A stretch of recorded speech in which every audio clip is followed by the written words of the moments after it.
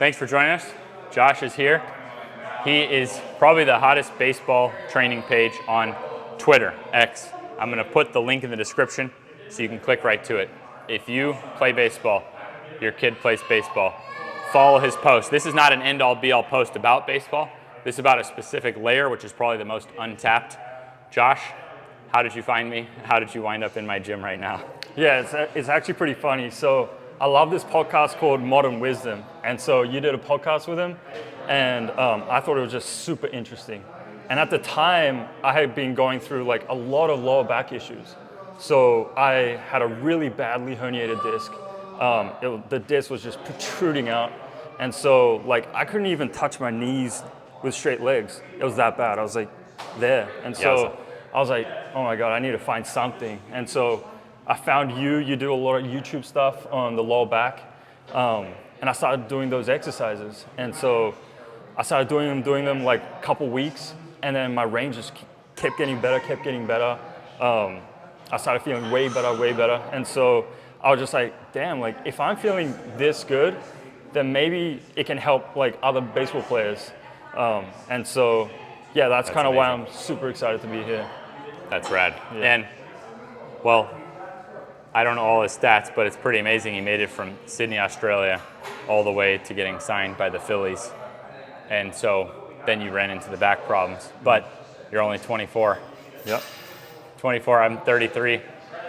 A lot can happen in that time. I mean, I know for a fact you could transform as an athlete between now and 33. Mm-hmm. But that's what we're looking into in this section. With ATG, we have a really consistently workable system to help people jump higher while reducing knee pain. Normally it's thought of as one or the other. Mm-hmm. Like I can lay off the jumping or lay off, what I want to do in life to help reduce the pain, or I could do it and try to get better at it with more pain. Mm-hmm. We've got some of the highest jumpers in the world on our staff. We consistently jump higher while reducing the knee pain. That's what we want to look into for baseball and for throwing. To throw harder, that's like your life's goal, to throw better, to play better. But then how many people around the world are suffering from these elbow, shoulder surgeries that then stop them in their career? Yeah. So it extends into the quality of life stuff. He's following a similar journey to mine. I'll bet he ends up helping. You might end up helping 1 million players after their career even. Mm-hmm. So for me, it was all about the sport. But these clues stumbling into it relate just as much to longevity. So hopefully here for the shoulder and the elbow, we can get into some stuff that relates beyond just someone who's trying to throw harder, even though it would relate to that. Now, quick recap. I think of 4 zones. The genetics. Okay, for basketball, the genetics are a big factor. What about baseball? Yeah, huge factor. I mean, I played professional baseball for 6 years, and I've seen all of these guys who, haven't really trained too much, but come in throwing 100 miles an hour. And so genetics do play a huge factor. But I have also seen guys who don't really have that genetic gift train themselves to start throwing harder. And I was one of them. I was a 16-year-old throwing 78 miles an hour. And so I sucked, not gonna lie.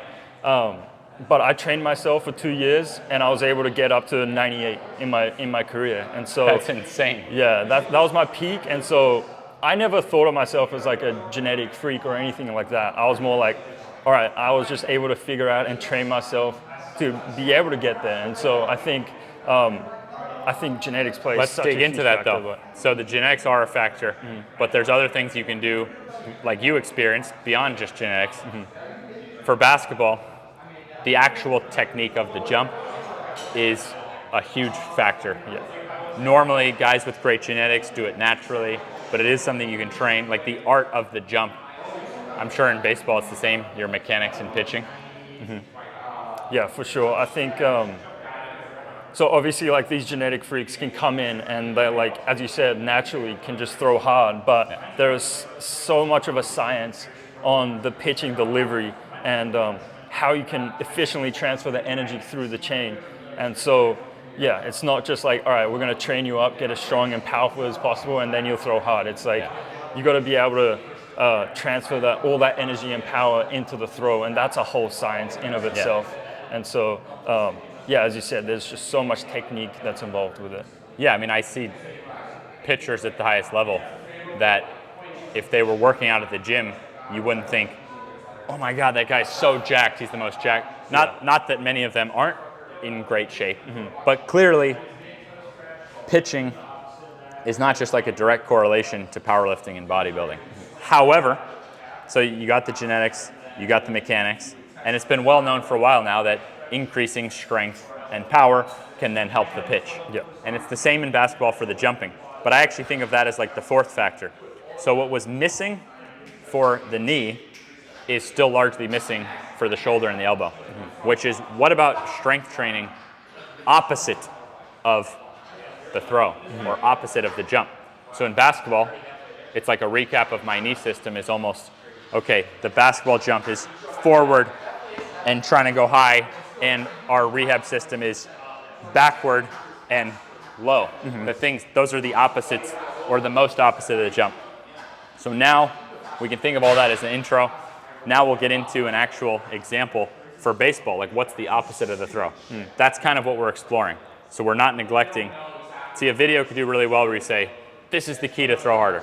No, we're not ignoring. We're going to be 100% honest with you. Genetics, your mechanics, like the skill of the sport. Power development. But this is what we're covering in this video, this missing part of strength opposite of the sport. So here I'll put, what is this, 100, this like 125 pounds. I've been doing this experimentally of not just a regular row, but getting it into position opposite of the throw. How strong can I get opposite of the throw? Now, that's me experimenting. I'm not a baseball player. I'm going to put it lighter where Josh can do some reps and maybe talk to you about ideas regarding this. What did you do in baseball opposite of the throw? Like, what are the norms? I know there's band drills. What are your thoughts on this? Yeah, so when we train external rotation, the common train of thought is, all right, let's grab a band or like a lightweight and do like small ranges of motion, like one of these, like stuff like this. What was super interesting about this is, okay, let's grab some heavyweight, progressively overload the opposite of the throw, which will make us even healthier and keep our shoulders safe. Yeah. And so it's a concept that, let's say you take a certain band and you do a drill and it makes you feel better. That's really good. But what if that was a scalable quality so that 5 years, 10 years later, like what if you stayed at the exact same amount of strength on the exact same drill, but kept running into shoulder problems or couldn't throw harder? So that's what we did for the knee. It wasn't just, let's do a low level thing. The low level is just as important. They're all valid. So I use the low levels to help train my parents who are 67, 70. The idea is knowing it as a scale. So you could get anyone into it, but you could also progress it. And for this, you're progressively overloading, right? Yeah. Yeah. I mean, if you go to the gym and people ask, how much do you bench? For baseball, my first lift, I would ask, like, what do you do at the opposite of throwing? Yeah. Like that, to me, that would be the bench press of baseball. Is what can your shoulder handle without breaking down? Yeah. Now, that was with a cable. This is like a special strap I've been working on. Normally a rope, you're kind of limited here. So I've been working on a strap that allows getting a more full range of motion. But don't let that fool you. Number one, any cable at a gym. So this is like 60 pounds on the cable. You could still use a regular. I would never work through pain. I would think of this as a long-term thing. I rebuilt my knees by never working through pain, only working at the level that felt good, but continuing to increase ability. So what if you keep increasing ability opposite the throw? We don't really know. There's no like broad stat to show us what happens like when a group of baseball players gets freakishly strong, measurably, over time, opposite of the throw. We have that for basketball, and it's people all over the world now dunking guys jumping higher while fixing knee pain. But I'll bring a bench over, and we'll look at how someone can do this with just dumbbells. I'll give you a 60-second rundown, and then Josh can give you his insights, because we're balancing. I don't have his baseball career, but I have this training side of it, I have trained Mookie Betts, Bryce Harper. I've trained some really good baseball players. So I definitely could see a lot of clues. I'm holding here 10% of my body weight. I think of that as like a baseline to just help illustrate. So this, the force to throw is that way. I'm doing the opposite of that. I'm getting a nice full range of motion, strengthening there. Now this, for me, is really easy at this point. I've trained myself to be strong in that direction. That's one part of it. You also can get another part by getting kind of high up on a bench. And here, getting the weight up and controlling that weight down. With all of these, the control down is actually the part we're after, which is why, like when I did the cable, it may have even looked like I was cheating the weight up. That was actually intentional because I'm trying to challenge the opposite of the throw. So you see I can get that direction, I can get that direction with just a dumbbell. And if I put this up a bit more, it's about 45 degrees, I can take two. I can get the weights into position here, fight down. Like this one, we typically train 5 rep, 5 second down. If you think this is easy, 5 rep, 5 second down with at least 10% of your weight. And these are just baselines simply to show that the idea is not, it's not that the exercise done with 5 pounds bulletproofs the shoulder. We train this for measurable progress. Do you want to work on any of these and give any thoughts on this? Yeah, for sure. So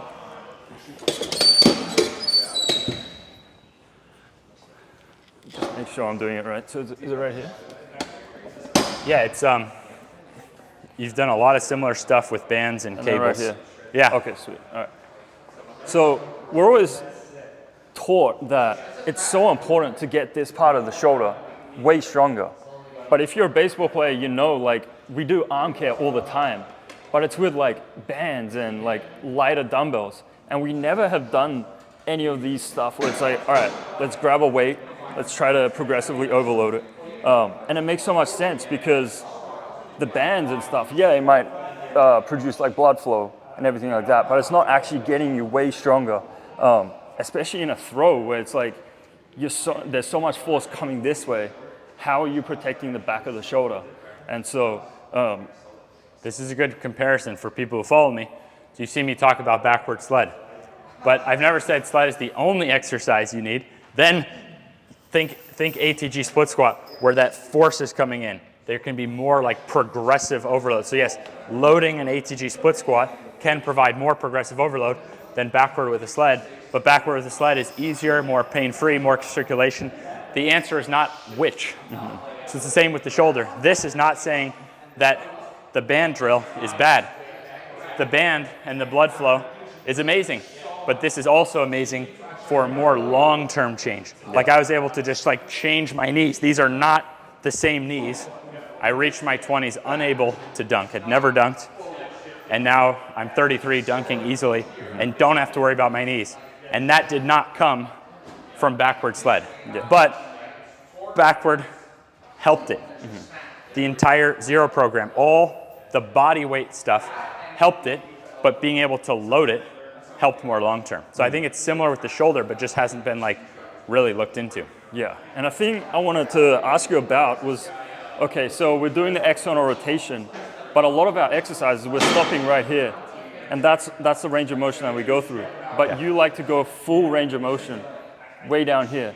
I do. I think it'll still work no matter where. I think no matter where a person stops, it'll still work. Okay. I like full range of motion. Okay. I like the best overall results I've seen is where you're using a full range of motion, but you're also controlling it. Meaning, so you're not stopping here on a squat, but you're also not just like only bouncing out of a squat. Boom, controlling that right there, strength training that. That's what I've seen is like this would be almost like the number one exercise for basketball, in my opinion, would be full range of motion, but owning that entire range of motion. Okay.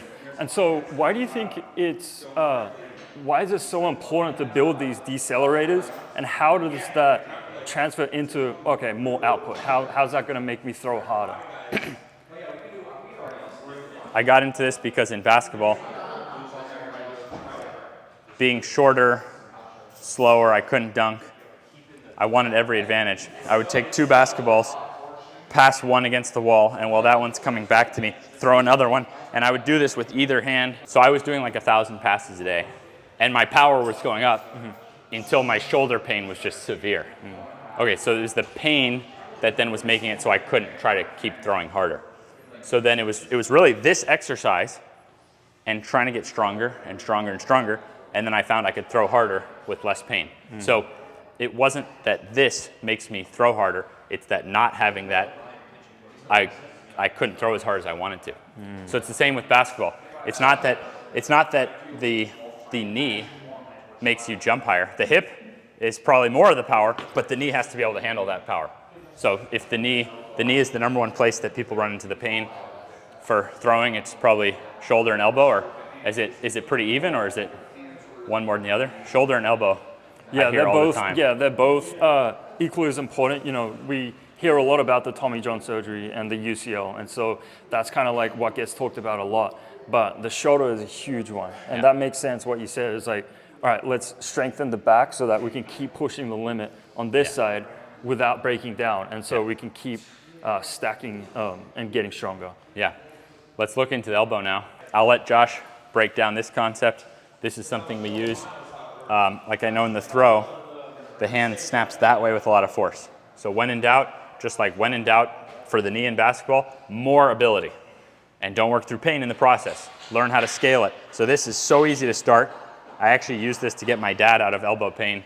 Grew up playing baseball and painting walls for his job, and he couldn't because of his elbow. So I actually use this and that external rotation, and he can like paint walls again, like the shoulder.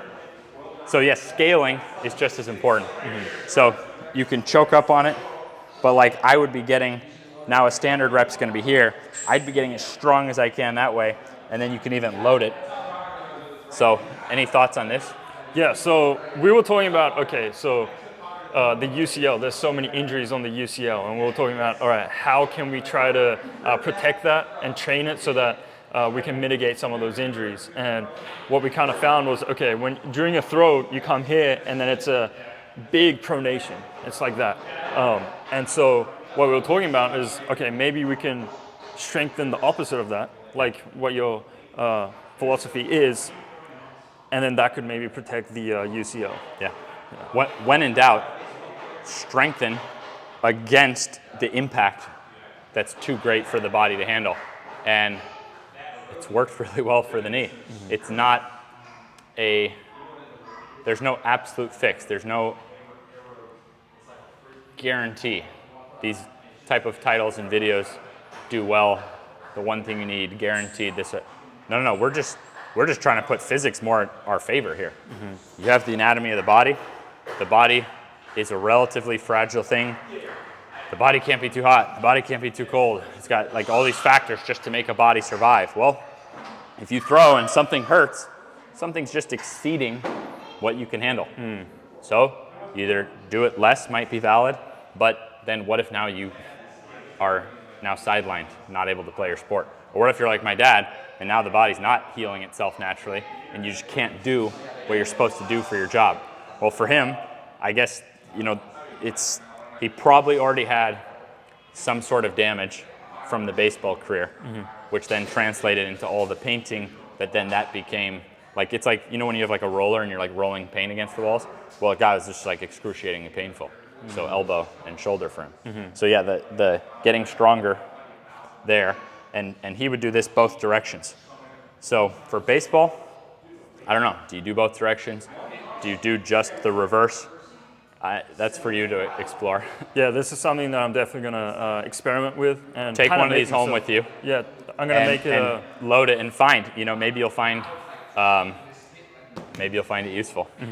Yeah, for sure, and it makes sense. It's just like the external rotations in the back of the shoulder. Like we do these stuff, but it's with lower weight. Yeah. And the argument is, okay, we don't want to fatigue the forearm because the throw is so strenuous on the forearm that if we fatigue it at all, then it's going to be even more of an injury risk. Well, then why strength train at all? Because it's all fatigue, and it's been well proven that strength training can help protect the body.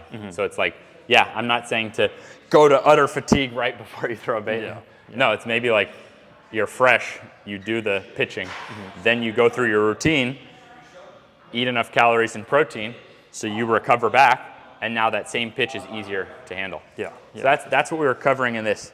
Not the genetics, not the mechanics, not even the power development, but the strength training opposite of the throw. That's what we've got so far. This should be the first of many videos.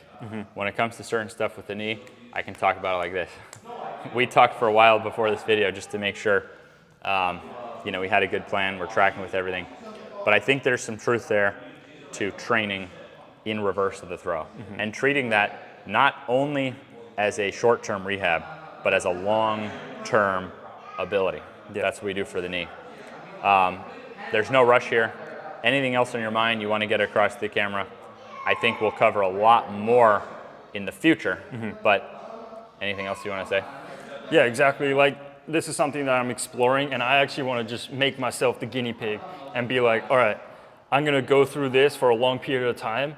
And, I'm young. I might even be able to make a comeback in baseball. I played 6 years, but I'm still 24. There's still performance there. And so I'm going to do all of this stuff. I'm going to do the take your philosophy of train the opposites, and then just see how my body responds and how I throw afterwards. And I think there's a lot of stuff here that can challenge the common train of thought in baseball. And so, as you said, I think there's going to be a lot more to cover in the future as I actually go through all this stuff. Yep. But for now, just learning from you and your philosophy of training the opposites, I think will help a lot of players, and it definitely helped me as well. Awesome. I'm hyped to see your journey with this.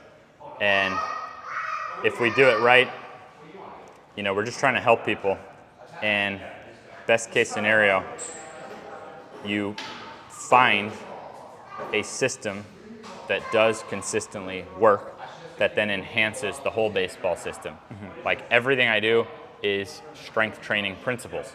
It's not against, like, knees over toes is not against knees behind toes. We also train, like, knees behind toes is great, knees over toes is also great. So hopefully with this baseball stuff, you can go out and simply enhance the field for all these players to have less of these traumatic, frustrating injuries hampering them, more joy from playing the game, better life. Yeah, for sure. It's worth going for. Yeah, I know, yeah. You have a chance to help millions of people. I think that's worth giving everything you've got. Yeah, for sure. And I'm going to be doing these myself. And so it's not like I'm going to be teaching stuff that I don't know will work. I'm going to be putting myself through this, and then we'll see the results. Hopefully they're tremendous results, and then I can go out and teach others. So I'm hyped. Thanks for being here. Thank you. Thank you for watching.